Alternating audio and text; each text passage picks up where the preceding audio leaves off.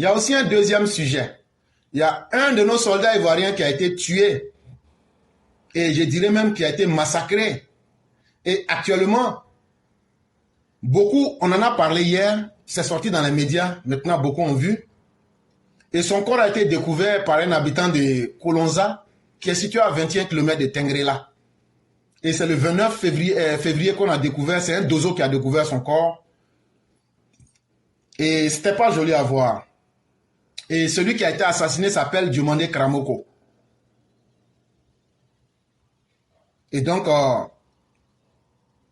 c'est dans une piste de contournement, les gens passent là-bas. Il a été tué avec une arme. Et auprès de lui, on a retrouvé sa Kalachnikov. Et sa Kalachnikov avait le numéro KAM 01760. Et on a découvert d'autres choses, des étuis et autres, des baïonnettes. Et puis, son téléphone aussi qui a été découvert. Et donc, les enquêtes continuent. Et cet acte ne restera pas impuni. Ça, il faudrait que les uns et les autres en soient conscients. Cet acte-là ne restera pas impuni. Puisque déjà, selon vraiment tout ce que nous voyons, on n'a pas encore fini les enquêtes, on ne va pas se prononcer profondément. Mais, tout porte à croire que c'est une vengeance qui est venue du Mali. Puisque, déjà, une semaine ou même quelques temps avant cet assassinat, dans la même zone, il y a une chaîne de télévision malienne qu'on appelle Ouverture Média TV. Et il racontait qu'un ressortissant avait été tué dans cette zone-là. Et nous faisons le rapprochement pour nous poser la question, est-ce que ce n'est pas une vengeance? Et donc, ça doit interpeller les uns et les autres. Le Mali aujourd'hui est un pays qui fait de l'exportation du djihadisme et qui fait dans le grand banditisme, chers parents.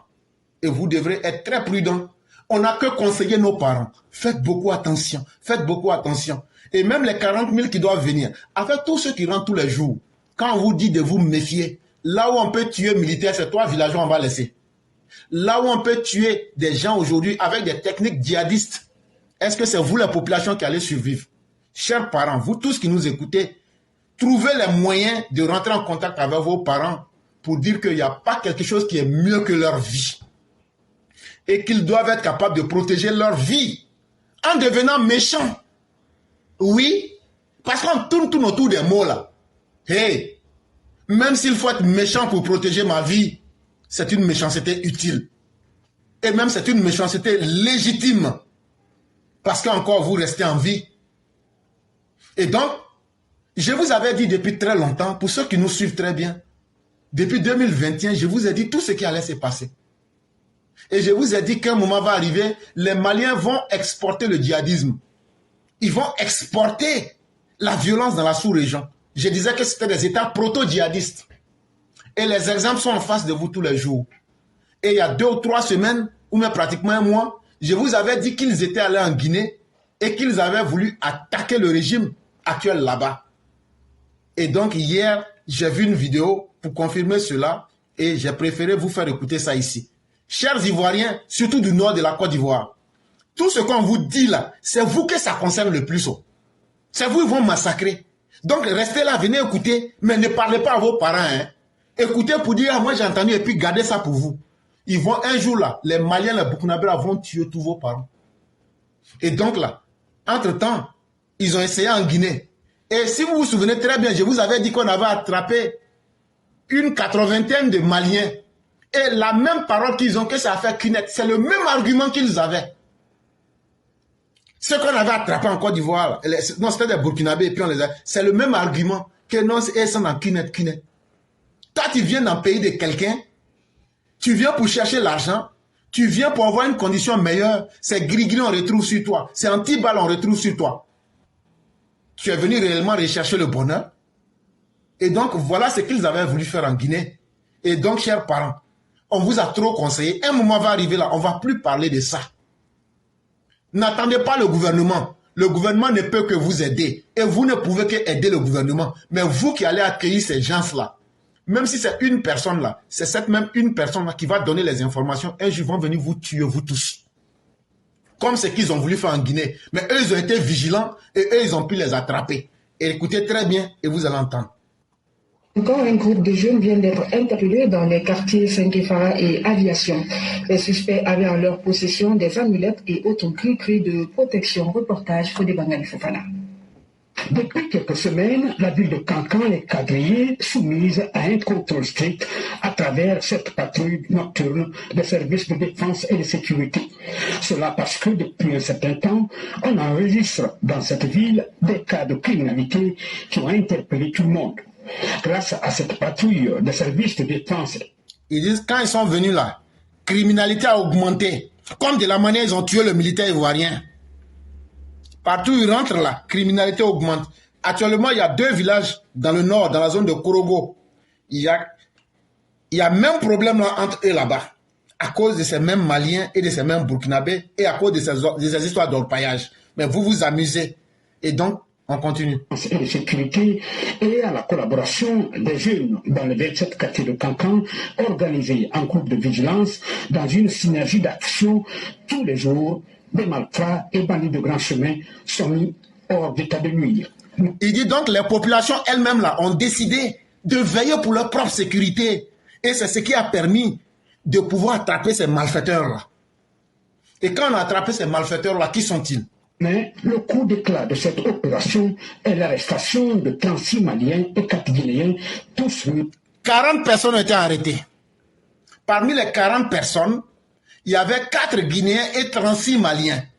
Les 4 Guinéens là, eux ce sont des ennemis de la Guinée. Eux ce sont des enfants maudits de la Guinée. C'est eux qui aident les gens à rentrer pour pouvoir se positionner. C'est eux qui leur montrent ce qu'il faut faire. C'est eux qui leur expliquent comment les Guinéens fonctionnent. Et puis maintenant les Maliens la rentrent. Ils sont rentrés comment? Et donc sur les 40 personnes qui ont été arrêtées, il y a 36 Maliens et 4 Guinéens. Ils sont rentrés comment? Munis des amulettes, des objets de protection anti-balles. Ils ont été arrêtés dans des quartiers périphériques de Cancan, Saint-Kéfra et Aviation, dans des familles différentes. Et donc quand ils viennent, comme de la même manière qu'ils sont en train de rentrer, pour aller à Mouessola, pour aller à Kani, pour aller dans toutes les régions, pour aller au Diéné, pour aller partout là, ils viennent en petits groupes, ils passent, et puis ils s'installent dans les coins où les gens ne peuvent pas les soupçonner. Et maintenant, quand ils viennent là, ils viennent avec des gris-gris, ils viennent avec des fétiches, ils viennent avec des amulettes. Toi, tu es venu chercher le bonheur, tu as besoin de tout ça. Les gens que vous avez devant vous, ces étrangers en grande majorité, des Maliens, se sont retrouvés à Cancan, où ils sont venus un à un, où ils sont venus par petits groupes. Se sont retrouvés, ces 2 groupes, dans la même cour. Où donc ils sont logés, où ils sont nourris. Pour quel but? Interpeller. Tous déclarent qu'ils sont là pour punêtre. Comme s'il n'y a pas punêtre au Mali. Vous avez entendu, non? C'est pas la même chose là, je vous ai dit. Les Burkinabés qu'on avait attrapés là, c'est même affaire de cunette là. C'est le même mot là, ils ont fait sortir. Et donc, amusez-vous à les accueillir. Allez demander aux populations de Nyonfoin. C'est une sous-préfecture qui est à Korogo. Il y a 2 villages dans cette sous-préfecture qu'on appelle Kombolo Koro et puis Wayiri. Actuellement, là, les Maliens avec les Burkinabés, avec leur affaire d'orpaillage là, ils ont même corrompu même le chef de la gendarmerie de cette zone-là. Ils ont même corrompu le chef de la gendarmerie. Et ça, tout ça pour pouvoir déstabiliser notre sous-région, pour pouvoir déstabiliser nos pays. Parce que quand on a mené des enquêtes et qu'on a posé des questions au chef de la gendarmerie là-bas, il a dit que lui ne répond pas. Toi, les gens sont menacés. On vient te demander. 2 villages sont sur le bout de s'affronter. Tu dis que tu n'as rien à dire. Et on t'accuse d'être corrompu. Tu ne dis rien. J'ai dit bien. J'ai donné les noms, les localités. Et donc, c'est des choses qu'on peut vérifier. Et j'attends qu'on vienne me dire ici que c'est faux. Et donc, vous qui les accueillez parce que vous êtes gentils, parce que c'est vous que Dieu a créé pour être gentil, là. On dit, ils viennent en petits groupes ou même en vague. Comme ce que vous êtes en train de voir. On cherche tuteur. Un jour, là, au nom de Dieu, ils vont vous égorger, vous tous. Asseyez-vous, ce n'est qu'une question de temps. Mais vous n'allez pas dire qu'il n'y a pas quelqu'un qui vous a averti ici. Le gouvernement n'a qu'à venir nous protéger. Le gouvernement dort dans le village ou bien. Donc, le gouvernement n'a qu'à aller dormir dans ton village pour te protéger. Faut pas chercher à ouvrir tes yeux. Hein. Faut pas chercher à comprendre que le monde a changé. Hein. Faut continuer. Tu ne vas pas regretter. Un d'entre eux dit, moi je suis venu c'est pour chercher de l'or, on m'a appelé pour chercher de l'or. Moi je me retrouve à Kankan. Vous entendez toujours, non? Quand ils disent pas Kounet, ils disent qu'ils sont venus chercher l'or. Mais derrière tout ça là, ce sont des djihadistes qui viennent pour voir le terrain et qui viennent, qui donnent des informations. Et en même temps, dès qu'ils viennent là, il y a Mère Sali qui disait, hier, c'est passé presque anodin, qu'avant là, tu pouvais laisser ta porte à compte, tu fermes pas. Mais qu'aujourd'hui là, depuis qu'on les a accueillis là, le vol, le banditisme a augmenté. Mais c'est ce qu'on voulait. Si tu accueilles bandit là, banditisme a augmenté. Voilà la situation dans laquelle nous sommes. Donc pour nous, jusqu'à preuve le contraire, ces individus constituent une menace à la sécurité et à la tranquillité de la population. Quand on sait que dans leur bagage, on a retrouvé des objets de protection traditionnelle. Protection traditionnelle contre quoi? Contre les balles. Toi, tu es venu chercher l'argent. Tu veux être Rambo ou bien tu veux faire quoi? On fouille dans tes sacs là, c'est Douananta. On fouille dans ton sac là, c'est Dibinan. On fouille dans ton sac là, c'est anti-balle. Même si nous-mêmes là on dit, si on avait pris tout ça pour venir en Amérique là, c'est pour venir combattre l'armée américaine ou bien. Hé, ce sont des djihadistes. Ce sont des malfaiteurs. Ils étaient venus pour faire coup d'État. Contre le mauvais sort. Quand tu viens dans un pays, tu sais que tu viens pour chercher de l'argent, mais tu n'as pas besoin de venir avec une protection anti-balle. Nous nous retrouvons aujourd'hui dans cette situation. Mais grâce à la vigilance de la population, grâce à la vigilance des services de défense et de sécurité, ces éléments aujourd'hui sont mis hors d'état de nuire. Une enquête sérieuse va être ouverte. Parce que pour nous, Kounet n'est qu'une couverture. C'est une couverture. L'enquête va être approfondie. On va savoir qui les a fait venir, qui les a logés, qui les nourrissait. Il faut qu'on le sache. Tous ceux qui sont arrêtés au cours de cette patrouille nocturne sont conduits au camp Souleta Keita.